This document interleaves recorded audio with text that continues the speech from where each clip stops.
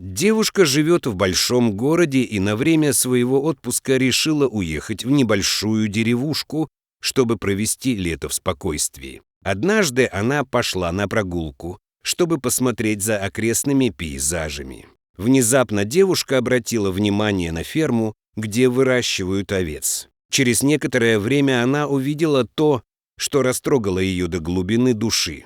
Девушка увидела на цепи двух несчастных собак. Ей стало больно лишь от одного вида жалких псов, томящихся в неволе. Девушка не осталась равнодушной к этим питомцам. Грустные питомцы сидели без воды и еды. Кто-то посадил их на цепь, даже не заботясь о том, что чувствуют бедные животные, да еще и в жаркие дни. Сара очень надеялась, что это временно, и что хозяева обязательно выпустят питомцев на прогулку, сняв с них тяжелые цепи. Но нет. На следующий день, когда девушка подошла к ферме, она увидела все ту же картину несчастных собак с бесконечно грустными глазами, в которых читалась безнадега.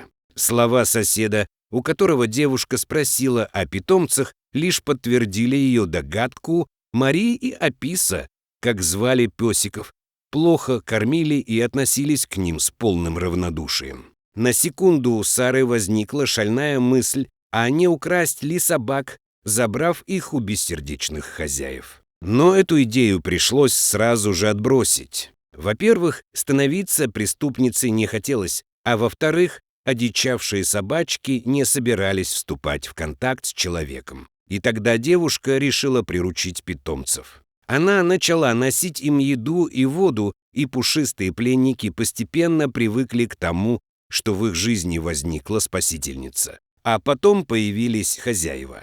Когда они увидели Сару, то очень удивились нежданные гости.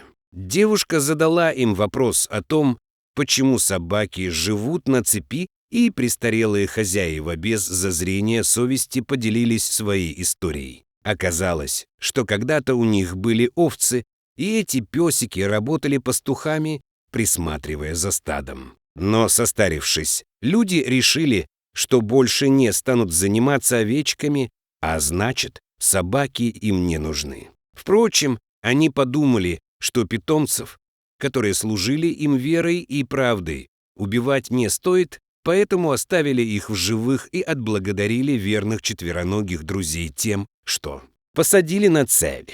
Услышав это, Сара предложила отдать ненужных питомцев ей. К ее удивлению, люди заортачились, а потом заявили, что собаки принадлежат их внучке, и она их очень любит. Удивительная любовь, правда.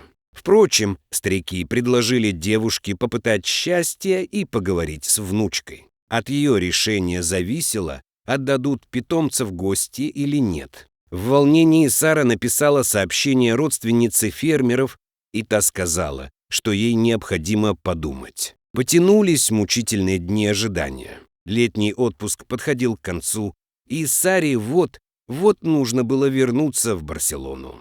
Не получив ответа, девушка была вынуждена уехать домой, оставив всякие мысли о спасении Марии и Аписа. Когда Сара потеряла надежду, внучка фермеров вдруг написала девушке сообщение. Да, она может забрать собак, если хочет. Счастливая Сара бросилась назад в Ла-Риоху, чтобы хозяева не передумали. Наконец-то. После нескольких лет сидения на цепи собачки могли просто наслаждаться жизнью, и этому поспособствовала Сара. Теперь они были свободны, и больше никаких цепей в их жизни не будет. Ну, а мы очень рады, что в судьбу Марии и Аписа вмешалась добрая девушка, которая так помогла им.